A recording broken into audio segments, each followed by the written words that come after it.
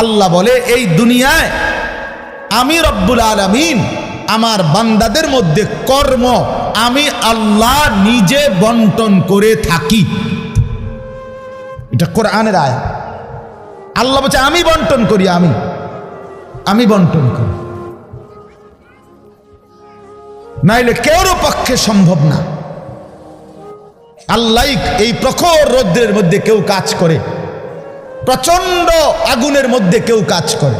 Cement ফ্যাক্টরিতে গিয়ে দেখেন, রড ফ্যাক্টরিতে গিয়ে দেখেন। আমি একবার চুন ফ্যাক্টরিতে গেছি, চুন বানায় যে, ওইখানে দেখছি ছাতক সিলেট, এই যে মানুষে পানের লগে চুন খায় যে, এটি আল্লাহু আকবার, আমার কাছে মনে হচ্ছে এটা জাহান্নামের টুকরা। আগুন কাকে বলে? এত তীব্র প্রখর আগুন।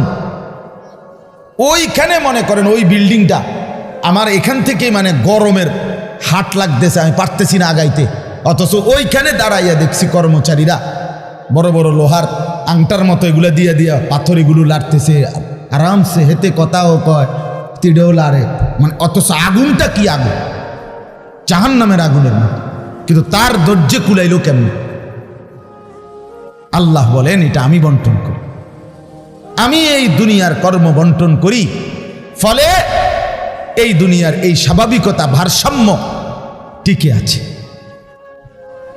আমরা আল্লাহর সাথে বেশি তুচ্ছ অবজ্ঞা করছি, আমরা জানি না আমাদের শেষ পরিণতি কি। ওমা কাদারুল্লাহ হাক্কা কাদরি, আল্লাহ বলছে বান্দা তোমরা আমাকে যথোপযুক্ত কদর করলা না।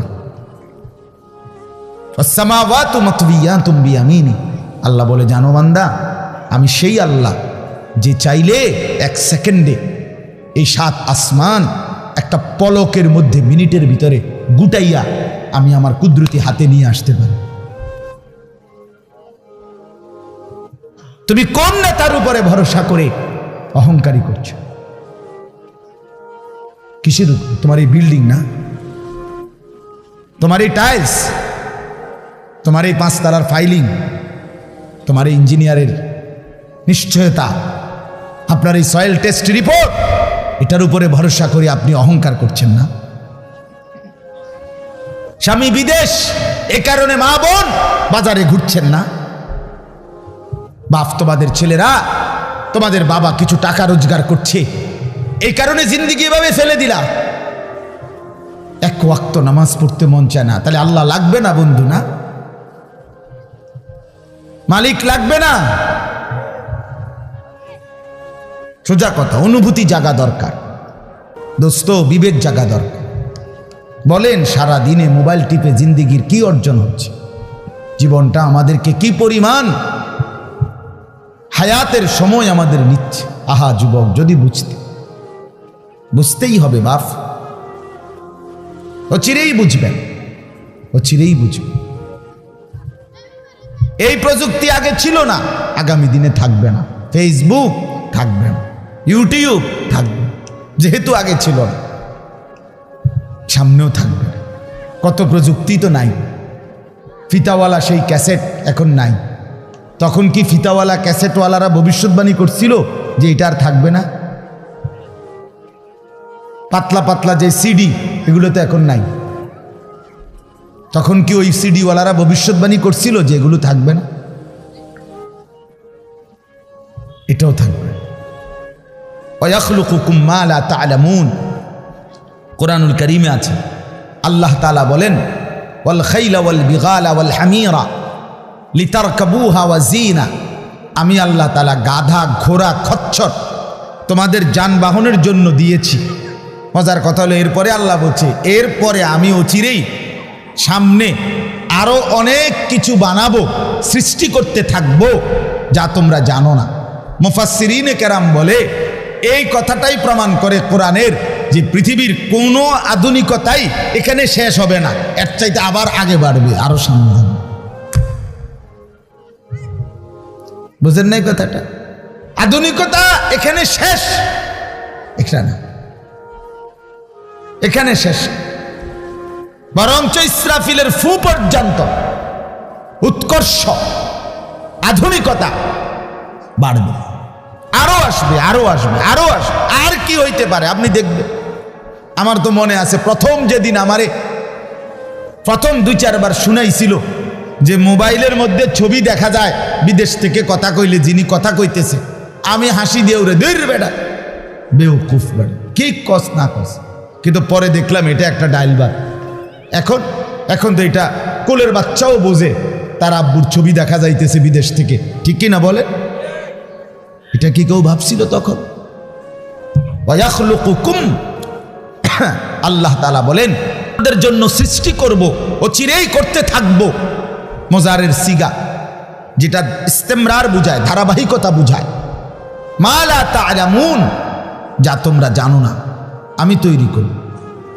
ওয়াল্লাহু ইয়ালামু আনতুম লা তা'লামুন, আল্লাহ বলে আমি জানি তোমরা জানো না। তোমরা জানো মানুষের কোনো আবিষ্কার, এটা মানুষের সত্তাগত আবিষ্কার নয়, বরং আল্লাহর ফয়সালা।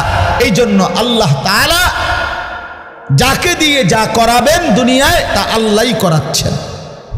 কসম খোদার, এটাই সত্য।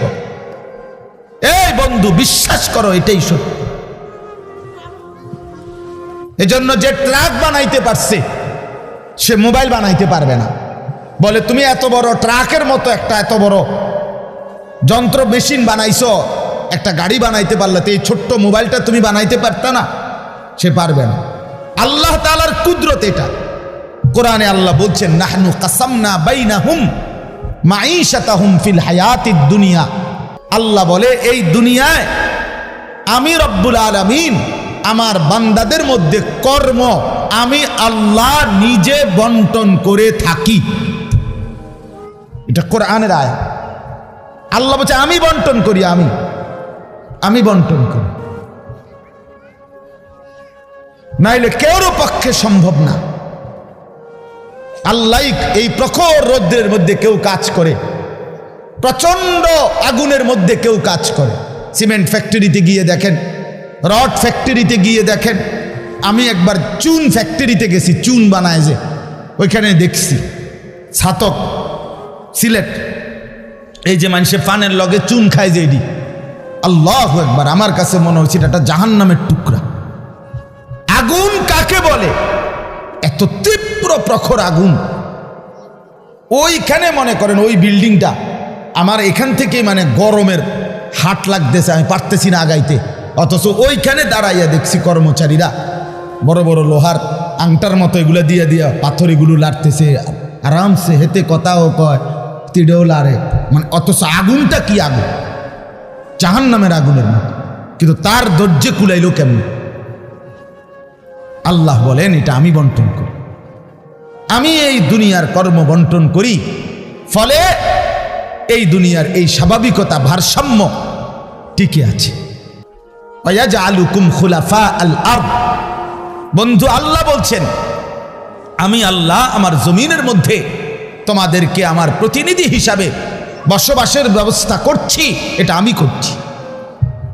আপনি শুধু একটা বার বলেন, একটা লোক এখানে এই যারা মনোযোগ দিয়ে শুনতেছেন, আপনি বলেন একজন চেয়ারম্যানকে বলুক, এই চেয়ারম্যান সাহেবরা এনে বসাইয়া, মনে করেন একটা ইউনিয়ন যে আপনার এখানে মোট 4000 ভোটারের ভোটে আপনি নির্বাচিত হয়েছেন, ধরে নিলাম এই 4000 ভোটারের মধ্যে এই ইউনিয়নে মানুষের প্রয়োজনীয় যে কাজগুলো এগুলো আপনি বন্টন করে দিবেন।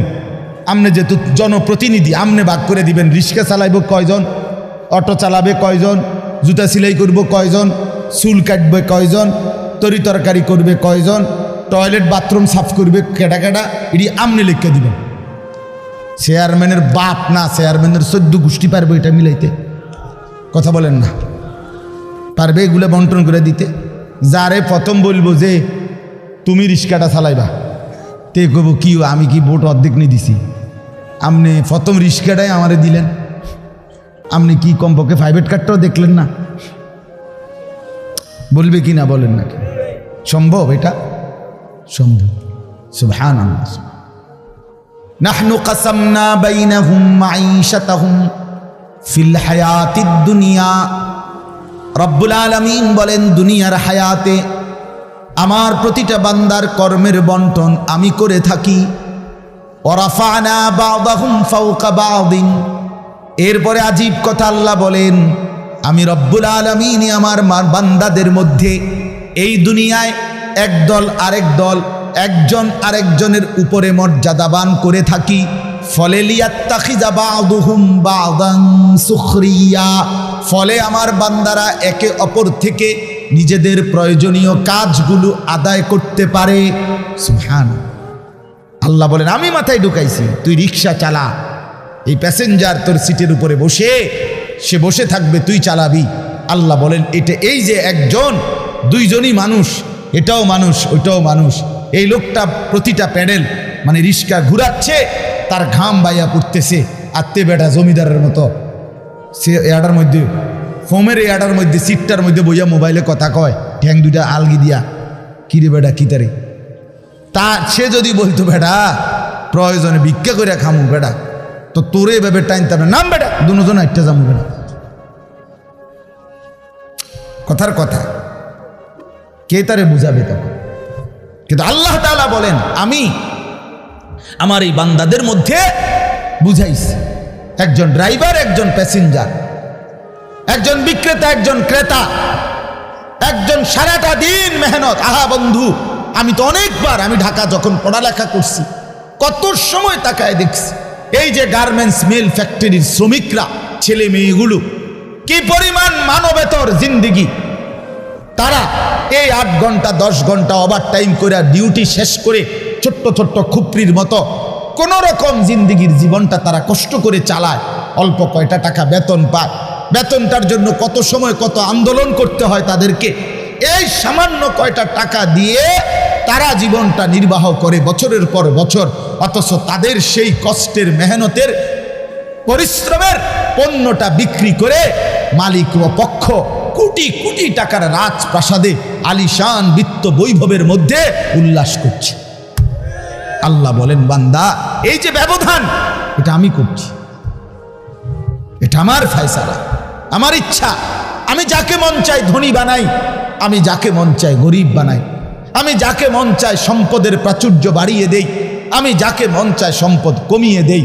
আমার বান্দা, এটা তোমার দুনিয়াবি কোনো শিক্ষা, দুনিয়াবি কোনো যোগ্যতা, শারীরিক কোনো দক্ষতা, তোমার মেধার কোনো বিচক্ষণতা নয়, কসম আল্লাহর নয়।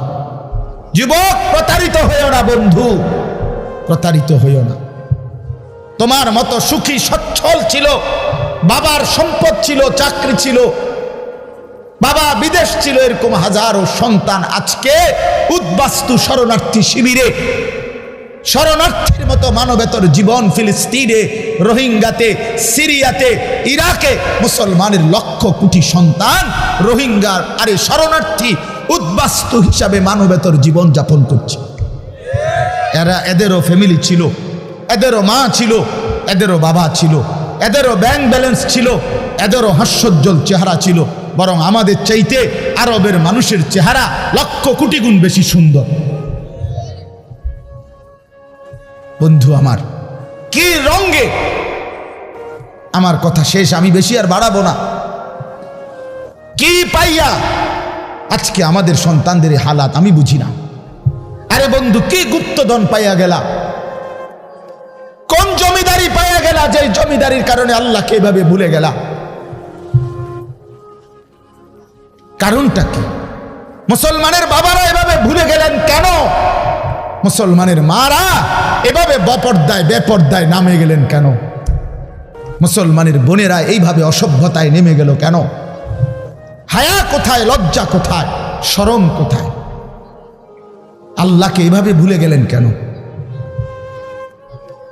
যে ঘরে বাপ মা জীবিত, অথচ খোদার 365 দিনে একটা বছরে, একটা 16 বছরের 18 বছরের ছেলে মেয়ে, আহা আপন মা বাপ জীবিত থাকতে কোনো দিন একটা বছরে ফজরের নামাজ পড়ল না, এত বড় জানোয়ার মুসলমানের ঘরে ঘুমায় কেন?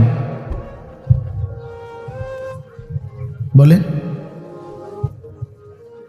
এত বড় অসভ্য এক মুসলমান বাবা মা এই সময় এত বড় নাফরমান নিয়ে এই ঘরে জীবন চলছে কেন? কারণটা কি? আল্লাহকে এভাবে ছেড়ে দিলেন কেন? আখেরাত এভাবে ভুলে গেলেন কেন? কি ব্যাপারটা কি? হ্যাঁ, এই পৃথিবীর চারদিকে চতুর্দিকে যদি মুসলমান মজলুম হয়, নির্যাতিত হয়, তা আমরা কি মাটির মধ্যে না, নাকি আমরা চাঁদের দেশে?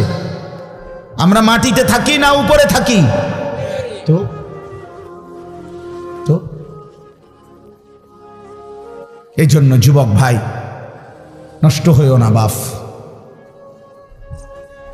নষ্ট হইও না। এই বন্ধুর কথা মনে রাখো, আমরা মূর্খ না। আলহামদুলিল্লাহ, পড়ালেখা আমরাও করছি, জেনারেল লাইনেও পড়ালেখা করছি, মাদ্রাসার লাইনেও পড়ালেখা করছি। শতভাগ আস্থা নিয়েই বলতেছি, বুঝ নিয়েই বলতেছি। আমি কুমিল্লা ভিক্টোরিয়া কলেজ থেকে মাস্টার্স পাস করছি, আলহামদুলিল্লাহ।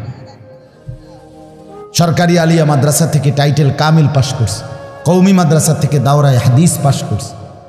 কাজে বুঝেই কইতেছি, বুঝেই বলতেছি। ইংরেজিও পুরা পড়ছি, আরবিও পুরা পড়ছি।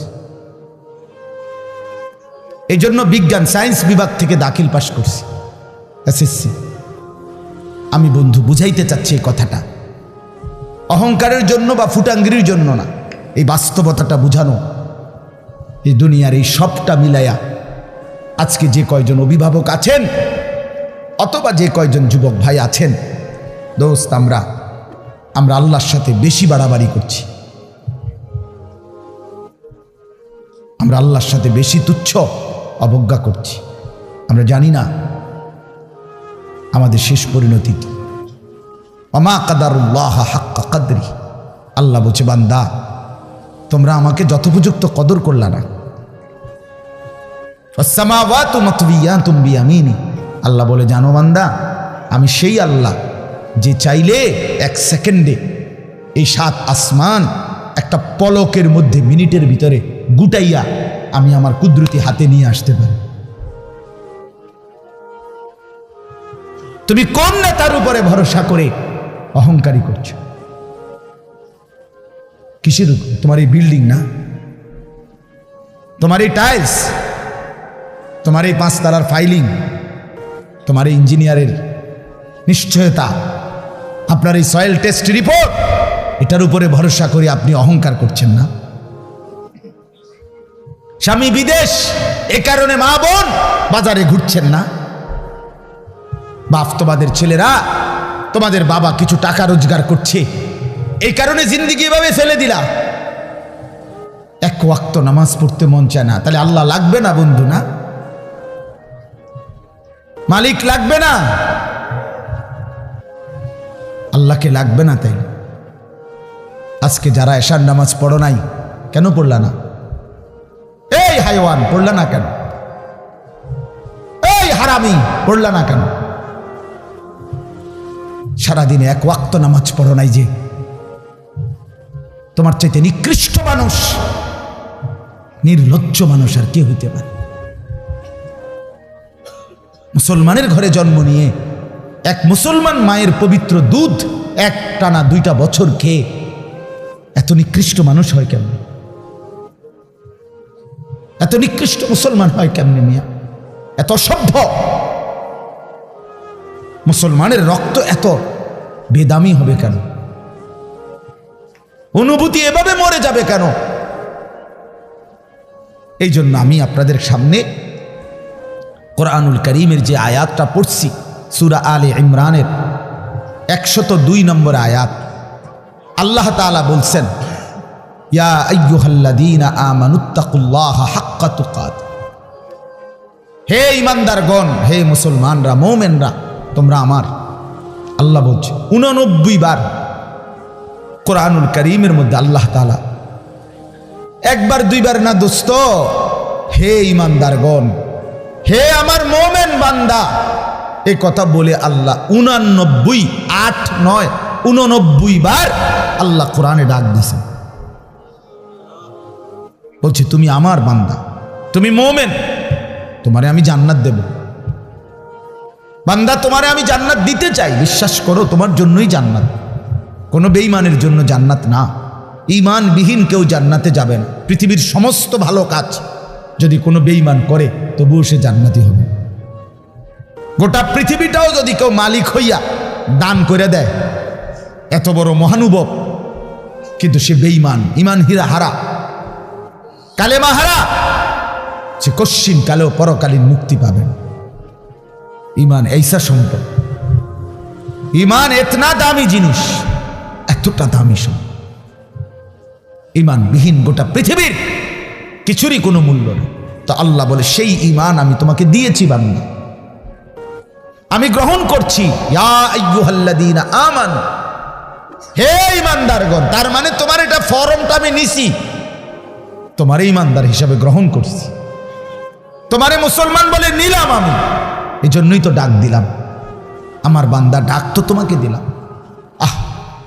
হযরত হাসান বসরি রাহমাতুল্লাহি আলাইহি বিশ্ববিখ্যাত তাবেঈ ছিলেন, আলেম ছিলেন, শ্রেষ্ঠ বুজুর্গ ছিলেন হাসান বসরি রাহমাতুল্লাহ। আমরা তাফসিরে পড়ছি, উনি বলতেন যখনই কোরআনের এই আয়াত ইয়া আইয়ুহাল্লাযীনা আমানু এটা শুনবে, তো প্রত্যেকটা মুমিনের উচিত সে কান খাড়া করে সাথে সাথে নড়ে চড়ে বসা, আর হৃদয়ের মধ্যে কথা আনা, আমার মুনিব আমাকে ডাকছেন, এখন হয়তো আমাকে কিছু করতে বলবেন অথবা কিছু নিষেধ ছাড়তে বলবেন, আর আমার উচিত মুনিবের ডাকেই সাড়া দেওয়া। তো আল্লাহ তাআলাও এখানে বলছেন ইয়া আইয়ুহাল্লাযীনা আমানু, হে ঈমানদারগণ, ইত্তাকুল্লাহা হাক্কা তুকাতি, তুমি পূর্ণ হক আদায় করে সামর্থ্যের সবটা দিয়ে, নিজ যোগ্যতার সবটুকু দিয়ে, নিজ সামর্থ্যের সবটা দিয়ে হক আদায় করে তুমি আল্লাহকে ভয় করো, তাকওয়া অর্জন করো। আখিরাত খামখেয়ালি করো না, আল্লাহর হুকুম মানাটাকে খামখেয়ালি করো না, নয়সয় মনে করো না, জোরাতালি মনে করো না। হাক্কা তুকাতি, একেবারে হক আদায় করে আল্লাহকে ভয় করো। এই কথাটা যে আল্লাহ কোরআনে বন্ধু কতবার বলছে, বারবার বারবার বারবার।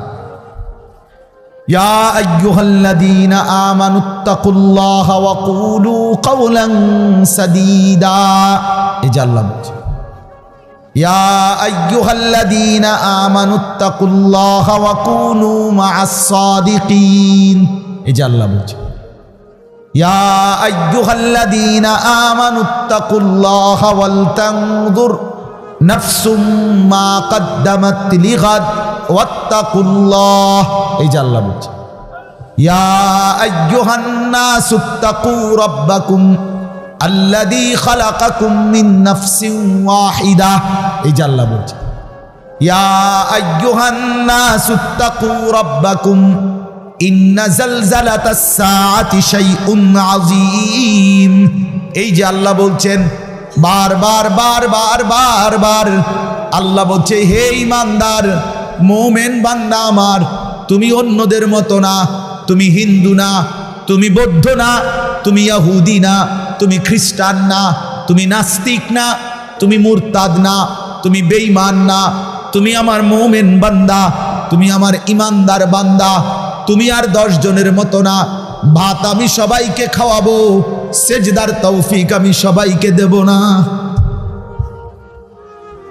বউ বাচ্চা, স্ত্রী সন্তান, সংসার, বাড়ি গাড়ি, ক্ষমতা, এটা তো আমি আল্লাহ বেঈমানকেও দিচ্ছি, বেশি দিচ্ছি।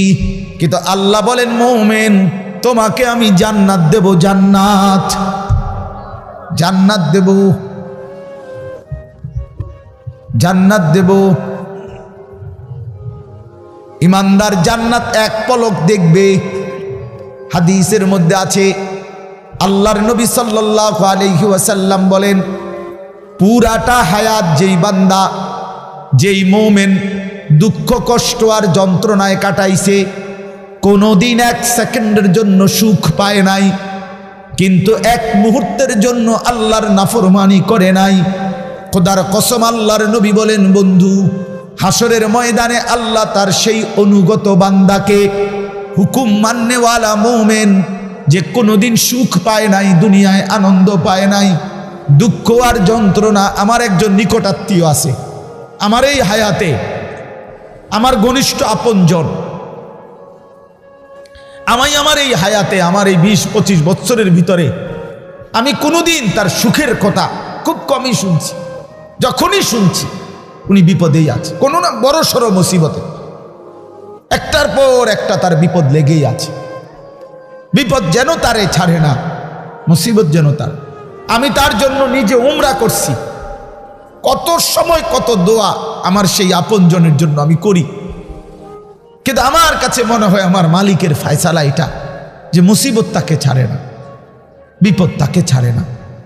আল্লাহর নবী সাল্লাল্লাহু আলাইহি ওয়াসাল্লাম বলেন, এই প্রচণ্ড মুসিবতের ভিতরেও আমার হুকুমটা মেনে যে আখেরাতে গেল, আল্লাহ তাআলা ফেরেশতাকে বলবে আমার এই বান্দাকে জান্নাতের চারদিকটা একবার ঘুরাইয়া জান্নাতের দরজা বরাবর একটু দাঁড় করাইয়া আবার নিয়ে আসো। কসম আল্লাহর, এটা হাদিস। ওই জীবনভর দুঃখ কষ্টে আল্লাহর হুকুম মেনে গেছে, সেই লোকটাকে চারদিকে ঘুরাইয়া জান্নাতের দরজার কাছে 1 মিনিটের জন্য ফেরেশতা দাঁড় করাবে। জান্নাতের একটা মিষ্টি বাতাস 1 সেকেন্ডের জন্য তার কলিজাটার মধ্যে এসে লাগবে ভিতর থেকে। এইবার লোকটাকে আল্লাহ রসুল বলেন, আল্লাহর সামনে যখন আনা হবে, আল্লাহ তাআলা জিজ্ঞেস করবে, আমার বান্দা জীবনটা বুঝি দুঃখ আর কষ্টেই কাটাইছো না? কসম আল্লাহর হাদিসে আছে, ওই বান্দা বলবে, মাওলা বলেন কি মাওলা, জীবনে দুঃখ কি জিনিস আমি তো কখনোই দেখিনি।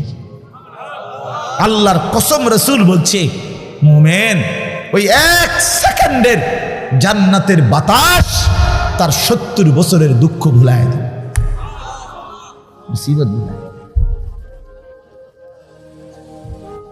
এজন্য বন্ধু চালাক মনে করেন না, সিটার বাটপার যারা, হ্যাঁ আমনে চালাক, আমরা বেকুব, জি না, আমরা ভাত খাইয়া বড় হয়েছি। আমি বন ফানি চা দিয়া ভিজাইয়া খাইয়া বড় হয়েছি না।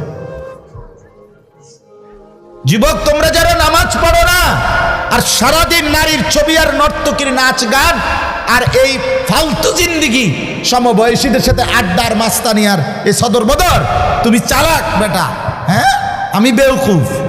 কেন বেওকুফ হবো আমি? তুমি যা খাইয়া বড় হইছ, আমি তো তা খাইয়েই বড় হইছি। এই মাটি আলো বাতাসে যদি তুমি বড় হও, তো আমি কি মাটির তলে বড় হইছি? বুঝবো না কেন? বুঝি না কেন? কি বেশি বুঝ জ্বালাইছো তুমি? আপনারা যারা সুদ খান, ঘুষ খান, হারাম খান, আপনাদের যাদের অবৈধ উপার্জন, আপনাদের যাদের স্ত্রী বেপর্দা, আপনাদের যাদের মেয়ে বেপর্দা, আপনাদের যাদের ঘরে রঙিন টেলিভিশনে নাচ গান নর্তকীর ছবি সারা বছরের পর বছর চলে, আপনারা মোটেই চালাক না, আপনারা বেওকুফ, আপনাদের ফ্যামিলিও বেওকুফ। মিয়া আহাম্মক, মিয়া আপনি ধরা খাইছেন, মিয়া আপনি হেরে গেছেন, মিয়া হেরে গেছেন, জীবনের কাছে হেরে গেছেন, আখিরাতের সামনে হেরে গেছেন, কবরের সামনে হেরে গেছেন। আপনি সামান্য দুনিয়ার লেগা, অথচ এই দুনিয়া নেককাররাও ভোগ করে কিনা বলেন না কেন? নামাজ পড়লে ফাঙ্গাস মাছের যে স্বাদ, বেনামাজিরও এই স্বাদ। বেনামাজি যেটারে টাইলস কয়, নামাজি এটারে টাইলস কয়, এতে কোনো মাটি কয় না। তাহলে আপনি আহামরি কি দুনিয়া ভোগ করলেন বলেন? কি জন্য আখিরাত ছেড়ে দিলেন? আল্লাহ আমাদেরকে বুঝার তৌফিক দান করে। অতএব বাপ, আমার কথা একটু শক্ত, পরে মনে মনে কইবেন যে এরকম 2-1 থায়ে হুজুরদের মধ্যে কিছু থাকি, কি করবে? কিছু শক্ত হুজুর থাকতেই পারে না, বেজাল্লা হুজুর ধরেন না। আমি এই কিছু বাকি আমি দিল জাগাইতে চাই, খোদার কসম, দুশ্মনী নিয়ে বলি না। কি ভাই, কারোর সাথে কোনো দুশ্মনী ছিল কি? কোনো ঝগড়ার কারণে বলা হইতেছি? এটা কি মারামারি? কি জামা বইটা লাইছি, আজ যা সুরিয়ালাম তোরে বেটা ফাইছি, বাতিজার ফুট তোরে আজকে ফাইছি, মাইকেও ফাইছি সুবিধা মতো, আজকে কই না। ব্যাপারটা তো এটা না দোস্ত। আমার বাপ, আমার পর্দার আড়ালের মা বোন, আপনাকে জাগাইতে চাই। মা, কেন বেপর্দার জিন্দিগি? যে নারী তারা ইজ্জতের কদর বোঝে না, যে নারী তার পর্দার কদর বোঝে না, যে নারী তার সতীত্বের সম্ভ্রমের কদর বোঝে না, খোদার কসম সে নারী না, সে কোনো মহিলা না, সে ভিন্ন কোনো পদার্থ হইতে পারে। রাসূলুল্লাহ সাল্লাল্লাহু আলাইহি ওয়াসাল্লাম আমরা এটাই পড়ছি, নবী বলছেন নারী বলে তাকে আড়ালে থাকে যে, নিজেকে পর্দায় রাখে যে, নিজেকে আড়ালে রাখে যে, তাকেই বলে নারী। এজন্য যে বেপর্দা, বেহায়া, নির্লজ্জা, বেশরম, এটা কোনো নারী না, অন্য কোনো পদার্থ, অন্য কিছু। বলে তো কিতা এটা হেবুডি ডাক্তার দেখ, ডাক্তারই তো একটা রিপোর্ট দিব, ওটা পরীক্ষা নিরীক্ষা করে চাইব কিতা এটা আমি কিনলে কইতাম। রাসূল বলছে নারী বলে তাকে পর্দায় থাকে যে। আল্লাহ আমাদেরকে বুঝার তৌফিক দান করে। অতএব এটাই কথা আমার, রমজান সামনে, আমাদের জীবনের সুযোগ নিজেকে বদলানোর, নিজেকে পরিবর্তন করার, জীবনটা গঠন করার। এজন্য আমি এই আয়াত পড়ছি। আল্লাহ বলছে বান্দা সাধ্যের সবটুকু দিয়ে সর্বোচ্চ হক আদায় করে আমাকেই ভয় করো। আর আল্লাহকে ভয় করার অর্থ দুইটা, সমস্ত গুনাহ ছেড়ে দেওয়া, আল্লাহর সমস্ত হুকুম পালন করা। আল্লাহ আমাদেরকে তৌফিক দান করে। ওয়ালা তামুতুন্না ইল্লা ওয়া আনতুম মুসলিমুন। এবং আল্লাহ তাআলা সাথে সাথে বললেন বান্দা দুনিয়া, কথাটা খেয়াল করেন, এই শেষ কথাটা আল্লাহ বলছে বান্দা, আমি আবারও বলছি বান্দা দেখো দুনিয়া কিন্তু পার হইবা, দুনিয়া অনুগত অবাধ্য, ইমানদার নাফরমান, আদেশ পালনকারী অমান্যকারী, দুনিয়া কিন্তু প্রত্যেককেই আমি ভোগ করতে দেই সুখ, স্বাচ্ছন্দ্য, আনন্দ, ফুর্তি, স্বস্তি, উল্লাস। হ্যাঁ, এই দুনিয়া উপভোগ, এটা কিন্তু আমি নাফরমানকেও দেই বান্দা, এটা আমার নিজাম, আমি দেব। কিন্তু বান্দা ওই কবর থেকে নিয়ে আখেরাত, পরকালে সেখানে যদি সুখ মিলতে হয়, স্বস্তি মিলতে হয়, স্বাচ্ছন্দ্য মিলতে হয়, তৃপ্তি মিলতে হয়, উল্লাস পেতে হয়, আল্লাহ বলছে বান্দা বিশ্বাস করো, আমি তোমার অনুরোধ করছি বান্দা, পূর্ণ মুসলমান না হয়ে, আমার অনুগত না হয়ে, আমার গোলামি না করে কবরে আইসো না, মৃত্যুবরণ কইরো না। এই সুখ ওইখানে মিলবে না, এই সুখ ওইখানে কি হবে না। এখানে আমি অনুগত অবাধ্য উভয়কেই দুনিয়া ভোগ করতে দেই, কিন্তু কবরে দেব না, আখিরাতে দেব না, হাসরের মাঠে দেব না। সেখানে শুধুই উইদ্দাত লিল মুত্তাকিন, জান্নাত বানানোই হয়েছে মুত্তাকিদের জন্য, আখিরাতের সুখ বানানোই হয়েছে আদাত্তু লিইবাদিয়াস সালিহিন, আল্লাহ বলছে আমার নেক বান্দাদের জন্য। অতএব আমার বক্তব্য এটাই, রমজানকে কদর করেন, রমজানটাকে সামনে নিয়ে প্রত্যেকটা নারী পুরুষ, ছেলেরা, নওজোয়ানরা, বাবারা গুনাহমুক্ত একটা জীবন গড়ার সিদ্ধান্ত নেন। চুরি, ডাকাতি, জিনা, বেবিচার, সুদ, ঘুষ, মদ, জুয়া, বেহায়া, বেপর্দার জিন্দিগি থামায় দেন। যুবক থেমে যাও, বাপ থামো ভাইয়া, অনুরোধ করছি, এক ভাই বললাম থেমে যাও, অসভ্যতার এই জিন্দিগি ছাড়ো, বেনামাজির এই জিন্দিগি ছাড়ো, সারাদিন নারী নিয়ে আর মোবাইল নিয়ে পড়ে থাকা এই জিন্দিগি ছাড়ো।